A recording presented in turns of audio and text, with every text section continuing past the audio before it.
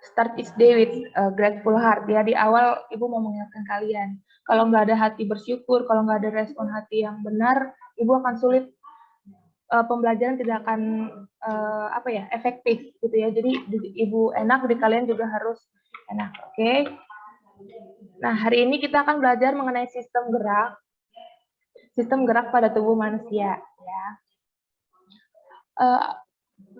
Kalian lihat.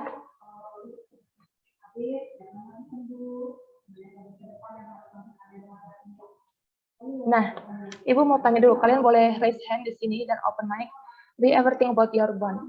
Pernah nggak kalian ingat tentang memikirkan tentang tubuh kalian itu terkhusus di tulang kalian? Pernah nggak? Ayo boleh open mic aja. Pernah Bu? Nggak Bu? Gitu, nggak apa-apa. Pernah nggak? Ini nggak ada.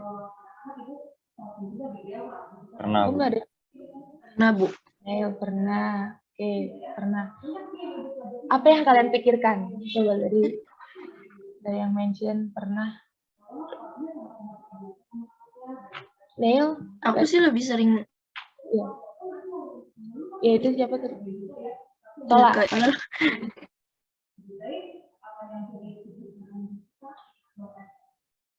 Oke. Sola tadi kan?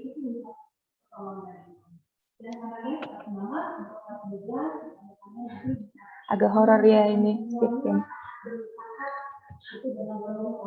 Oke, Sola suaranya belum terdengar. Boleh Neil? Saya mikirnya tentang kekerasan tulang kita, sama kadang tulang itu kegunaan lain dari tulang. Kegunaan lain dari tulang? Iya. Kayak apa ya? Kayak kerasnya bisa dijadiin apa gitu kan? Bukan hanya tulang manusia, kayak tulang hewan lain gitu. Iya. Oke, thank you Neil. Sola boleh?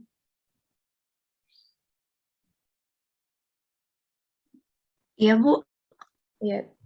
Pernah mikirin tentang tulang, entah tulang siapa aja, tulang manusia? Iya Bu, pernah Bu. Iya, apa yang dipikirkan? Kalau aku lebih kayak ke persendian gitu, kayak kan kita ada sendi jadi kita bisa gerak-gerak gitu kan. Iya. Jadi kayak kok bisa sih banyak macamnya, terus gerakannya juga jadi beda-beda. Good, thank you Sola. Ada lagi? Ibu mau dengar yang off cam dulu deh. Ruth? Gimana Ruth? Ruth pernah mikirin tulang yang ada di tubuh kita? Atau tulang yang di hewan, nggak apa-apa. Ruth, ada Ruth?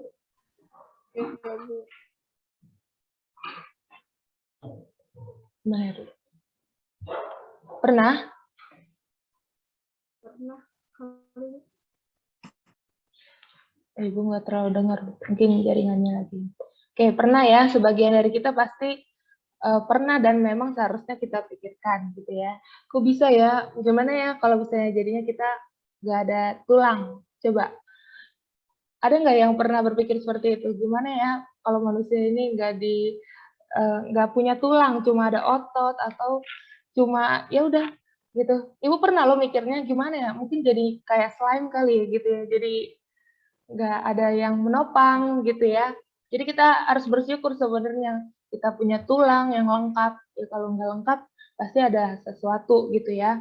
Entah patah tulang. Nah itu nanti kita akan belajar di selanjutnya. Kita bahas dulu secara luas dulu ya untuk hari ini. Oke, berarti sebagian dari kita pasti pernah memikirkan tentang tulang. Entah tulang di tubuh kita ataupun di hewan. Itu ya. Oke, lanjut. Nah, kita belajar tentang tadi sistem gerak. Kenapa Ibu mengawalinya dengan itu? Pernah nggak kalian mikirin, pernah nggak kalian mikirin tulang itu sendiri? Pernah nggak kalian mikirin, kenapa sih kita dikasih rangka, sendi, otot gitu ya? Nah, sistem gerak itu sendiri merupakan sistem organ pada manusia yang berperan dalam pergerakan tubuh, yang terdiri dari alat gerak aktif dan alat gerak pasif ya. Jadi ada yang aktif dan ada yang pasif.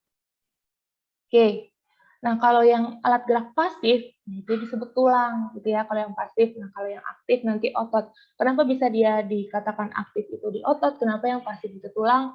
Nanti kita akan belajar sama-sama. Oke?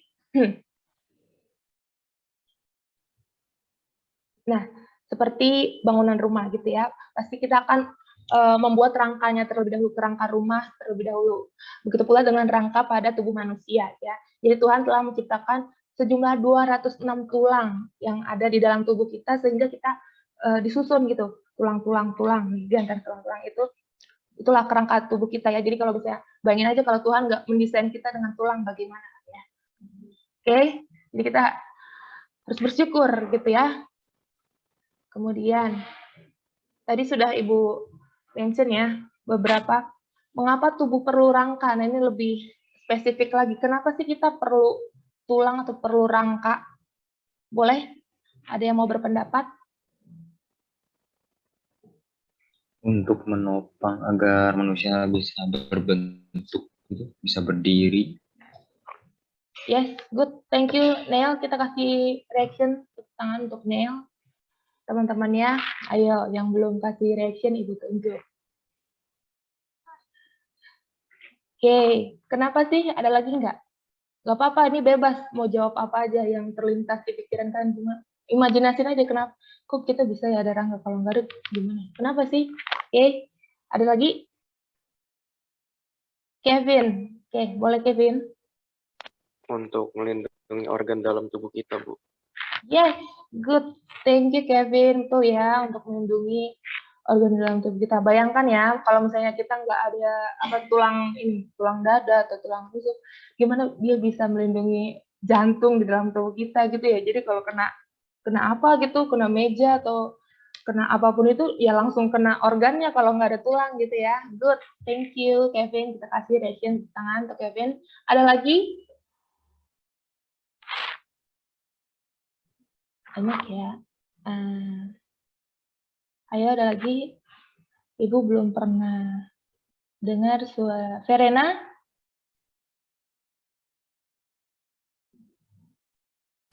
Iya, Bu.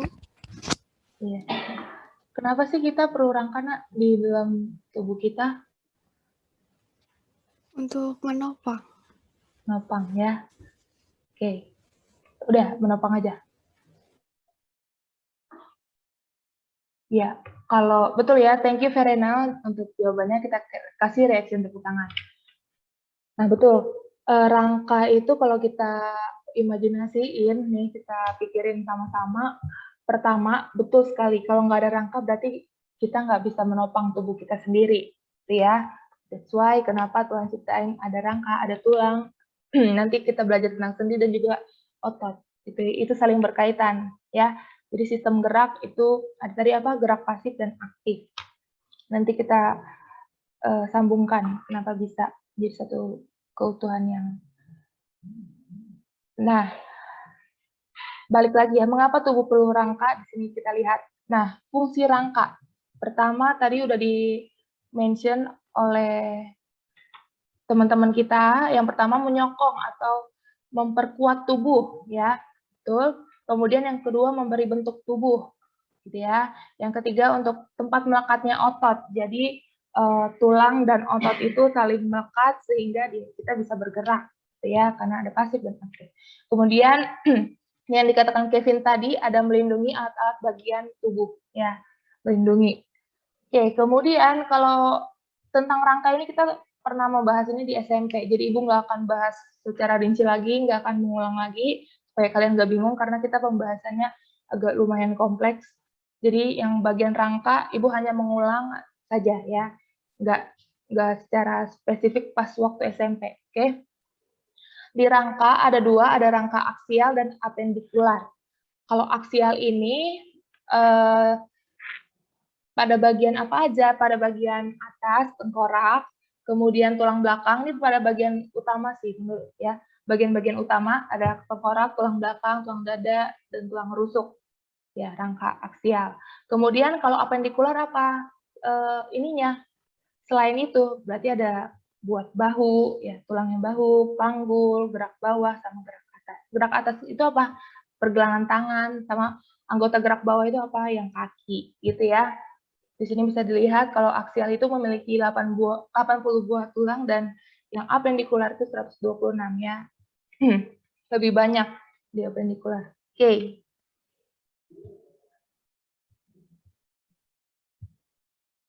Next. Nah, kita akan belajar mengenai tulang, sendi, otot, dan kelainan. Ya, 4 di sini. Nah, untuk hari ini kita akan belajar tentang tulang saja. Untuk ke depan kita akan berkelompok belajar mengenai kelainan pada sistem gerak karena itu banyak. Nah, tapi nanti pertemuan selanjutnya aja nanti Ibu bagi-bagi kelompok. Kita akan membuat presentasi ya kelainan pada sistem gerak. Nanti tapi pembuatan kelompoknya nanti aja. Kita pertemuan selanjutnya aja. Oke. Selanjutnya. Oke, tentang tulang. Nah, menurut kalian apakah berbeda tulang yang ada di telinga sama tulang yang ada di dagu atau tulang yang ada di kaki? Berbeda nggak? Boleh. Yang tadi sudah jawab. Udah Nel, ntar dulu Nel, kita dengar dulu teman-teman kita dulu suara teman-teman. Oke. Samuel, boleh Samuel?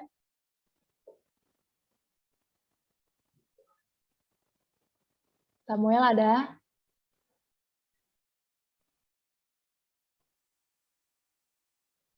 Nggak ada Samuel? Samuel siapa, Bu? Samuel C. Christopher. Samuel Iya, Bu. Samuel Christopher. Oke, Samuel. Menurut Samuel, tulang yang ada di dagu sama tulang yang ada di telinga kita sama nggak? Kayaknya beda, Bu. Kalau yang di telinga lembek teksturnya. Iya. Kalau yang di dagu? Keras. Good. Oke, thank you Samuel, gitu ya. Thank you. Kita kasih reaction tepuk tangan untuk Samuel. Ada lagi yang mau berpendapat? Beda nggak? Kalau ada yang jawab sama mungkin Melody Hanlin. Iya, Bu. Ya, menurut Melody beda nggak? Kalau tadi Samuel bilang berbeda, kalau menurut Melody gimana? Beda. Karena yang di telinga lentur. Tulang rawan.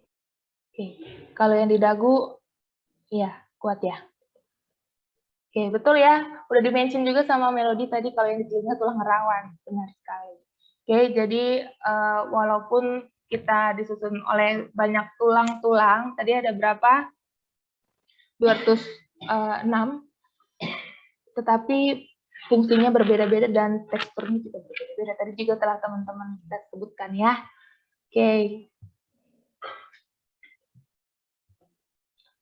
Nah, manusia memiliki rangka dalam yang disusun oleh tulang keras dan tulang rawan. Tadi Melody telah mention kalau di telinga itu tulang rawan, betul ya?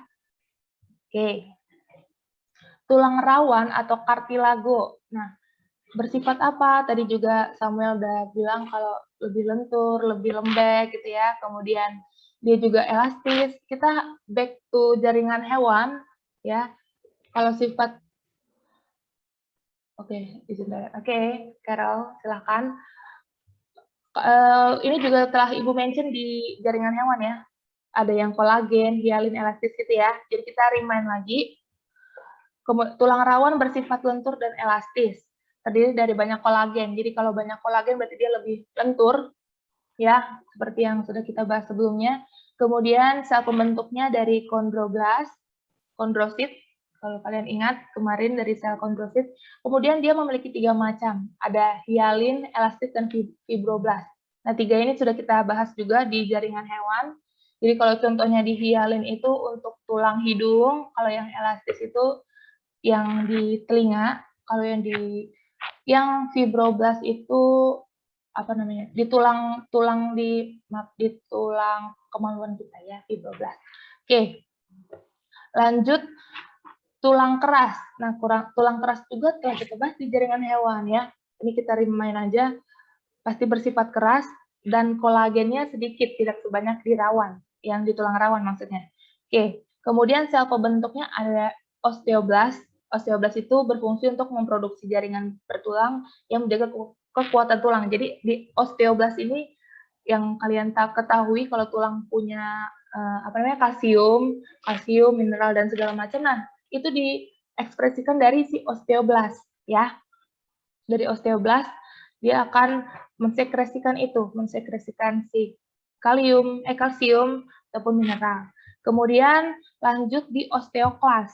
Osteoklas itu untuk apa? Untuk perkembangan, pemeliharaan, dan perawatan tulang, perbaikan tulang. Jadi kalau kalian lihat lansia atau nenek atau kakek kita atau orang tua kita, tulangnya itu nggak dari lahir pakai yang itu, jadi dia akan beregenerasi. Nah, itu tugasnya siapa? Itu tugasnya si osteoklas.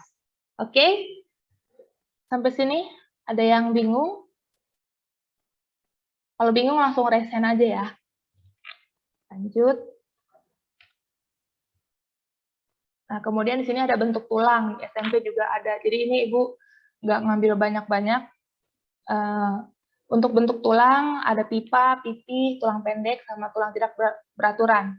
Untuk tulang pipa contohnya itu pada tulang paha, di tulang kering, ini udah ditunjukkan ya, bentukannya juga. Ada tulang hasta. Nah, kemudian di pipa ini memiliki 3 bagian, yaitu epifase, diafase, dan metafise. Nah, ini contohnya ini ya, Ibu kasih tanda. Untuk epi itu pada bagian atas, ya, pada bagian ujung-ujung. Kemudian kalau untuk meta, dia pada di antara diafase. Diafase itu di tengah, ya, untuk diafase. Nah, si metafise ini di antara epifase dan diafase, ya, di antara ini. Oke, jadi dia ada di sini. Nanti kalian boleh buka lagi. Ini kan Ibu kasih di YouTube, nanti kalau bingung bisa di ini lagi. Ya, metafise di antara epifase dan epifase dan diafase yang metafise ini. Oke. Nah, kemudian juga ada tulang pipi. Tulang pipi ini berfungsi untuk memperluas permukaan dan untuk pelekatan otot. Contohnya itu tulang rusuk, tengkorak, dan dada. Bagian utama tadi itu ya, tulang pipi ini. Kemudian tulang pendek. Tulang pendek itu terdapat pada pergelangan tangan dan kaki. Ya, tulang pendek di sini, jadi dia berfungsi untuk pergerakan tulang yang secara bebas. Maksudnya secara bebas, ya kita bisa lebih bebas sih memang di tulang pergelangan tangan dan kaki. Kemudian tulang tidak beraturan, contohnya tulang belakang. Ya, ini tulang belakang. Oke, kenapa nggak beraturan? Ini kita lihat bentuknya aja ya. Oke, lanjut. Nah, terakhir pembentukan tulang.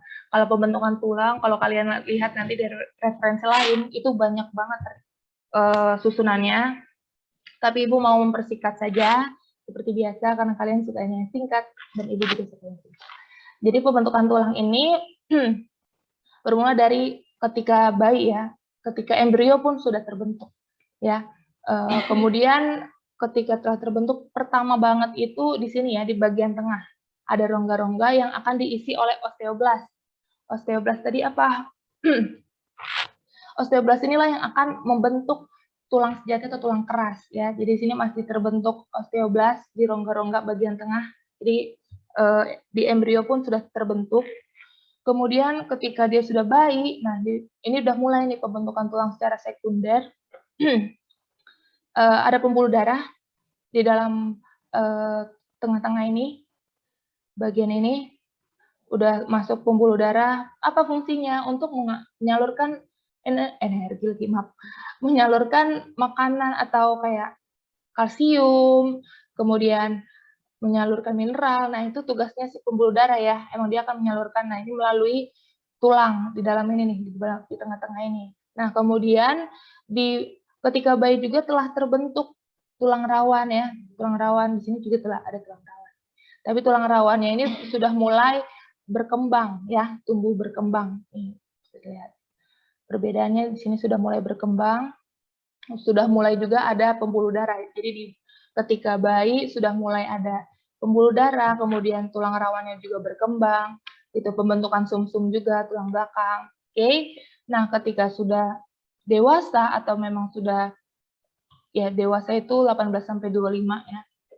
udah mulai nih tulang sejatinya sudah terbentuk tulang kerasnya ya. Jadi pada bagian ini telah ada yang bagian-bagian tadi, ada apa tadi? Epifase, metafase. Nah, itu sudah ada di tulang keras ya. Tulang bagian ini. Gitu. Jadi pembentukannya seperti itu. Jadi kalau di embrio dia masih terbentuk tulang rawan sudah ada, kemudian ada rongga-rongga di bagian tengah, di situ ada osteoblast yang akan membentuk tulang keras atau tulang sejati. Begitu ya. Nah, kalau kalian pikir, kenapa sih tulang ayam yang kita makan, tulang ayam bagian apa namanya? Paha ya berarti ya tulangnya. Nah, kalau kita lihat di situ, kenapa bagian tengahnya itu keras? Ya, pasti keras kan. Kalau kita menggigit juga keras. Nah, itu karena terbentuk awalnya itu di bagian tengah tadi. Nih, bagian tengah tadi. Terbentuk awal tulang itu bagian tengah. Jadinya memang tersusun dan keras jadinya gitu ya. Karena di awal itu pembentukannya di bagian tengah. Nah, makanya kalau kita juga bagian atas, yang bagian tulang rawan ini, bagian atas, itu masih bisa kita makan agak lembut-lembut itu masih bisa. Karena juga itu yang disebut tulang rawan dan memang pembentukan di akhirnya di bagian sini, bagian atas ya, di sini. Jadi kenapa bisa lebih keras di tengah? Karena dimulainya dari situ ya, osteoblast akan membentuk di situ. Gitu ya. Oke, hari ini sampai sini saja. Ada yang mau